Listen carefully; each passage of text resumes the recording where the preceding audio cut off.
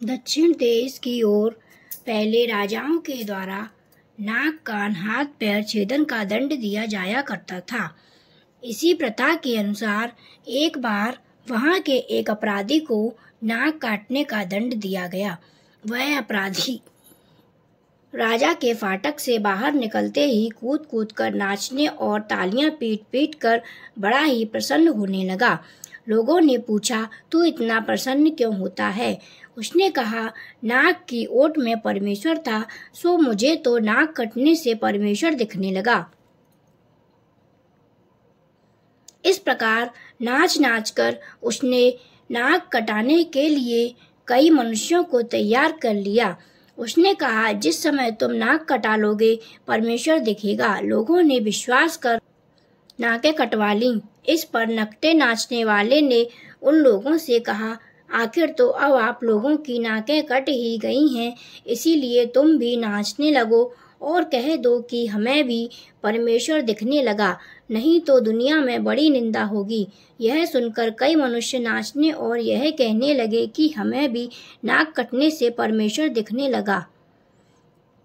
इस प्रकार होते होते 4000 नकटे मनुष्य का समुदाय बन गया। एक बार यह नकटे नाचते नाचते एक राज्य में पहुँचे तो राजा को खबर मिली कि 4000 नकटों का झुंड नाचता फिरता है और वे कहते हैं कि नाक की ओट में परमेश्वर था, सो अब दिखने लगा है। अतः राजा ने सबको बुलाया और पूछा तो वे सब राजा के सामने भी वैसे ही नाचने लगे और बोले, महाराज हमें परमेश्वर दिखता है।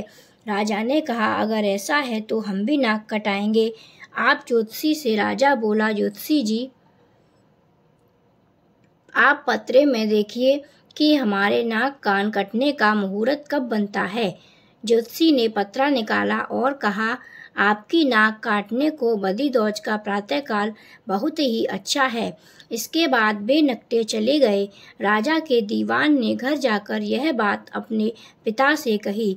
उसकी उम्र 80 वर्ष के करीब थी और 40 वर्ष तक राजा के यहाँ दीवान भी रह चुका था।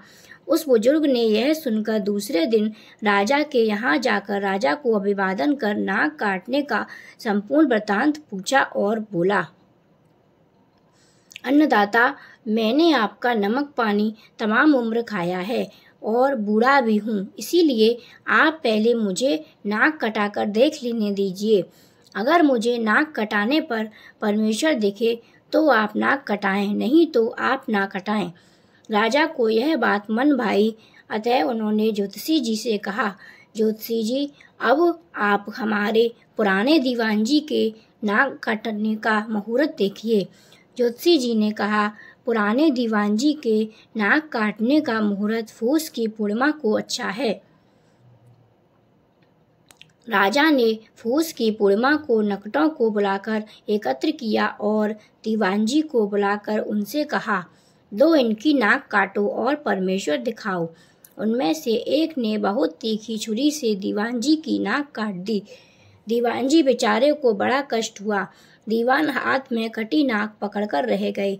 पुनः नकटों ने दीवान के कान में कहा कि नाक तो कट ही गई है, इसीलिए तुम भी नाचने कूदने लगो और यह कह दो कि हमें परमेश्वर दिखता है, नहीं तो जनता में बड़ी निंदा होगी। दीवान ने राजा से साफ कह दिया, यह सब झूठ है। इन्होंने हजारों आदमियों की व्यर्थ नाकें कटा डाली। नाक कटाने पर परमेश्वर नहीं दिखता, बल्कि अभी नाक काटकर इन्होंने हमारे कान में ऐसा ऐसा कहा।